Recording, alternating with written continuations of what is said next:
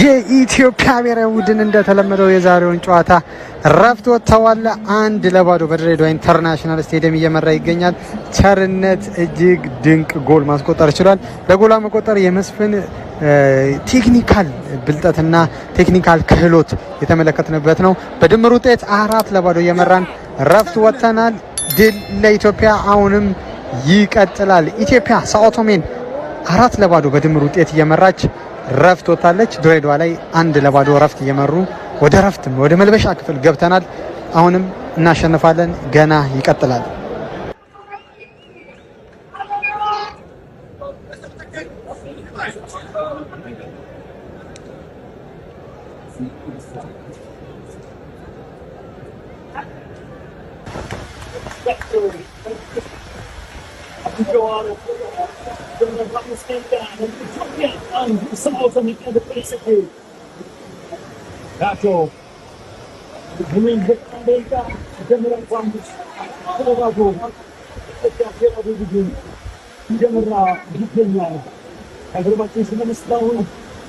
አረ ኮፒ ሊንክ አርጋራ ሼር አርግ ጀማው ምንድነው መስተሩት ማሪ አንበሶች ሀገራችን ኢትዮጵያ ወደ 2027 የአፍሪካ ዋንጫ የማጣሪያ ምድብ ድልድል መግባቷን አረጋግጣለች። ዛሬ በድሬዳዋ በተደረገ ጨዋታ ሳኦ ቶሜን 1-0 በሆነ ውጤት በማሸነፍ እንግዲህ በባለፈው ደግሞ ከሜዳው ውጭ ሞሮኮ ላይ ባደረገችው 3-0 አሸንፋ ነበር። በጠቅላላ ድምር 4 ጎሎችን አስቆጥረን ጀምአው ጨዋታውን አሸንፈን መውጣት ችለናል። ጀምአው ድሬ ቀንቶናል ይላል ማለት እንኳን ደስ አላችሁ። ቸርነት ትችላለህ። ቆንጆ ጎል ያስቆጠርክልን ቸርነታችን። ሴንተር የተደረገችው ኳስ ለጠፍ አድርጎ ነው ጎሏን ይነቀነቃል። በዚህ ላይ ደግሞ እነ ጋቶች ተመልሰው ነበር። እኔ በዚህ ሜዳ ላይ ብዙ ጎሎችን እንመለከታለን ብዬ አስቤ ነበር።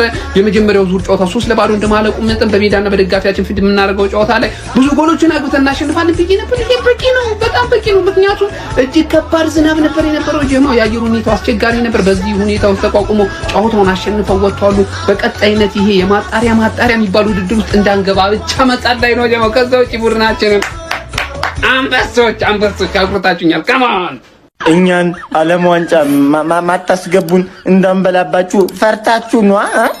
ወንድ ቆናችሁ ያስገቡና ሞክሩን። አሁን ቀዱን ተወጥና ከሳኦ ቶሜ ጋር መቼ ነው ሶስተኛ ጨዋታችን ምን ጮቶ። በቃ እኔ እዚህ ቤት አልቀርም እናቴ። በጣም ታፍቶ ካሁን በኋላ እኔ እዚህ ቤት ነው የምመጣው። ምን ሆነ ይላል አባቴ።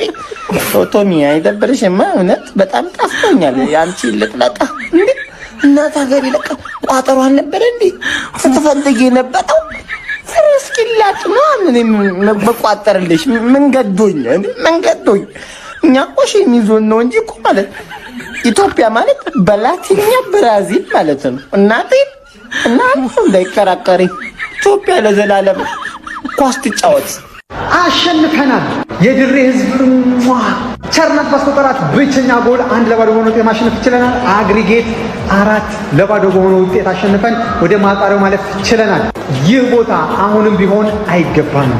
እኔ ለድሬ ህዝብ ማለት ነው ቃላት የለኝም ማለት ነው። ማታ ተነግሮት 10,000 ደጋፊ ተብሎ ከዛ በላይ ነው ደጋፊ የነበረው። ዝናብ፣ ፀሐይ፣ የሚገርም ዝናብ ነው የነበረው። ነገር ግን ያን ሁሉ ተቋቁሞ የኢትዮጵያ ብሔራዊ ቡድንን አበረታቷል።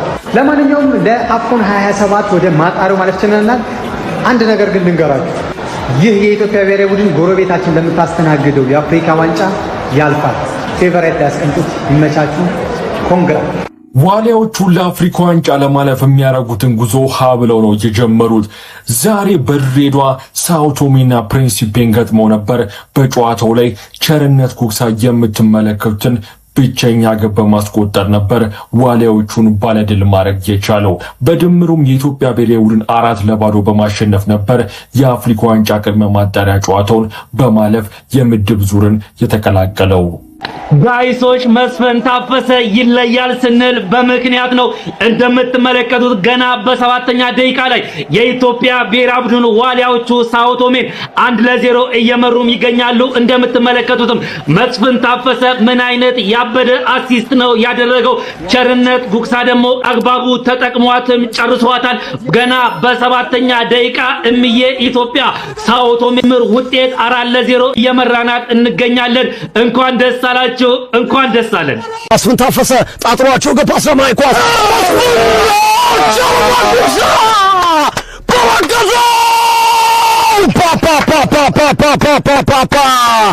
ቸርነት ጉግሳ ለኢትዮጵያ ብሔራዊ ቡድን ቀዳሚውን ጎል ማስደናቂ ሁኔታ መረብ ላይ ወዘወዘው ምን አይነት ኳስ ነው ያሳየን! ምን አይነት ድንቅ አጥቂ ነው መስፍን ታፈሰ! ምን አይነት ድንቅ ተጫዋች ነው! 9 ቁጥር ለባሽ ተጫዋችን ተመልከቱት።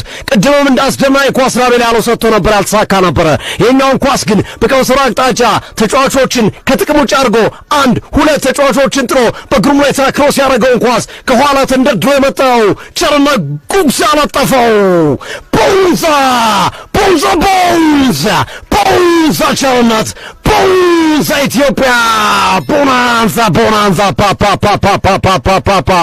አንድ ለባዶ በ7 ደቂቃ ውስጥ የመጀመሪያውን ጎል የኢትዮጵያ ብሔራዊ ቡድን አስቆጥሯል። ይሄን ነው ቀደም ሲል የነገርኩ የሚጫወት ቡድን ለኢትዮጵያ ብሔራዊ ቡድን ያን ያህል ከባድና አስቸጋሪ አይሆንም። ምክንያቱም ኳስ ለመጫወት ወጥቷል። ፕሪንሲፕ ሳውቴሞች ተመልከት፣ የቀነሰበት መንገድ ነው የሚገርመው በጣም ወይ ተጫዋች በሐዋሳ ከነማ ኢትዮጵያ ቡና አሁን ደግሞ በሲዳማ ቡናን በሊጉ መሪነት ተርታው ማስቀመጥ ለዋንጫው ያፎካከረ የሚገኝ አጥቂ ነው መስፍን ታፈሰ። የሚገርም ልጅ፣ በጣም አስደናቂ ልጅ ነው። በጣም ለኢትዮጵያ ብሔራዊ ቡድን ትልቅ ተስፋ ያለው ተጫዋች ነው መስፍን ታፈሰ። አስደናቂ ጎል! ኢትዮጵያ 1 ሳኦ ቶሜና ፕሪንሲፔ 0 በድምር ኢትዮጵያ 4 ለባዶ እየመራች ነው። 4 ለባዶ ዋሊያዎቹ ለ2027 የአፍሪካ ዋንጫ ማጣሪያ ምድብ ድልድል ማለፋቸውን አረጋግጠዋል። ከደቂቆች በተጠናቀቀ የአፍሪካ ዋንጫ ቅድመ ማጣሪያ ጨዋታ ሳኦ ቶሜና ፕሪንሲፔን ድሬዳዋ ኢንተርናሽናል ስታዲየም ላይ ያስተናገደው የኢትዮጵያ ብሔራዊ ቡድን 1-0 በሆነ ውጤት በድምር ውጤት 4-0 በሆነ ውጤት በማሸነፍ ነው ለ2027 የአፍሪካ ዋንጫ ምድብ ድልድል ማለፋቸውን ማረጋገጥ የቻሉት ማለት ነው። በዚህ ጨዋታ ላይ የኢትዮጵያ ብሔራዊ ቡድን ብቸኛ ጎል ማስቆጠር የቻለው 7ኛው ደቂቃ ላይ ቸርነት ጉግሳ ነበረ።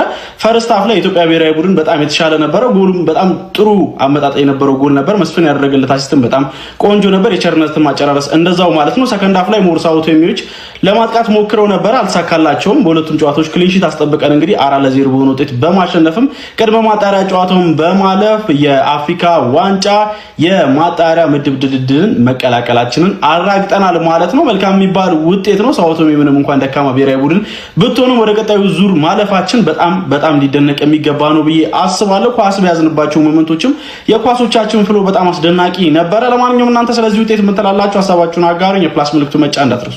ኩራታችን የሆነው የኢትዮጵያ ብሔራዊ ቡድን ዋሊያዎቹ ሳኦ ቶሜና ፕሪንሲፔን ባክ ቱ ባክ ርምርም አድርገው ማሸነፍን ችሏል። አሁን በተጠናቀቀ ጨዋታ የኢትዮጵያ ብሔራዊ ቡድን ሳኦ ቶሜና ፕሪንሲፔን በቸርነት ጉግሳ 1-0 በሆነ ውጤት ማሸነፍ የቻለ ሲሆን በአጠቃላይ ድምር ውጤት ደግሞ 4-0 በሆነ ውጤት ማሸነፍን ችሏል። ባክ ቱ ባክም 4 ግቦችን ማስቆጠር የቻልን ሲሆን ምንም አይነት ግብ ሳይቆጠርብን በክሊን ሺት መውጣትም ችለናል። በጫውም የኢትዮጵያ ፕሪሚየር ሊግ ከፍተኛ ግብ አስቆጣሪ ሆነው አቤል ያለው በዚህ ጨዋታ 2 ግቦችን ማስቆጠር የቻለ ሲሆን ከናን ማርክንና ቸርነት ጉግሳ ደግሞ አንዳንድ ግቦችን ማስቆጠርም ችሏል። በዛሬው ጨዋታ መስፍን ታፈሰ የጨዋታው ኮከብ ነው ለማለት እንችላለሁ። እስቲ ስለ ጨዋታው ምን ተሰማችሁ? የጨዋታው ኮከብስ ለናንተ ማን ነው? ሐሳባችሁን ስጡበት። በድጋሚ እንኳን ደስ አላችሁ፣ እንኳን ደስ አለን። በእናንተም ኮርተናል። ገና ከናንተ ብዙ ድል እንጠብቃለን። መልካም ቀን፣ መልካም ነው። ኢትዮጵያ አሸንፋለች። የተናቀው የዮሐንስ ሳሌ ስብስብ በደርሶ መልስ ምንም ጎል ሳይቆጠርበት 4 ጎሎችን አስቆጥሮ ሳኦ ቶሜና ፕሪንሲፔን 4-0 ማሸነፍ ችሏል።